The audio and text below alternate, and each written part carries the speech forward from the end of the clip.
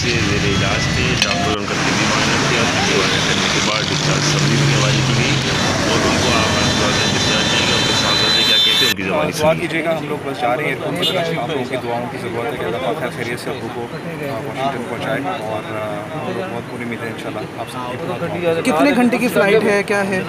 ابھی 14 آورس میں ابھی اسکیجول بتاؤں گا جیسے مجھے بتا رہے ہیں۔ اچھا، لیکن یہاں سے منتقل ہو رہے ہیں؟ جی بالکل بالکل، بہت شکریہ، بہت شکریہ۔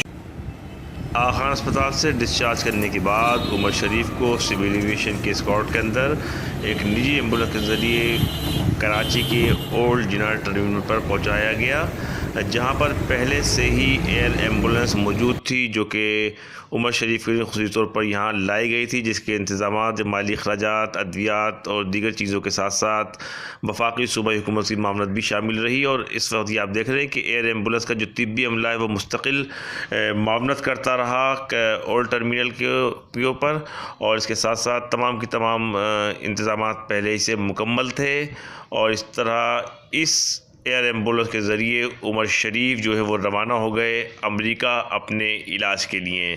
تو تمام کی تمام کوششیں کاوشیں کی گئیں۔ ہمارے چینل کو لائک کیجیے، سبسکرائب کیجیے۔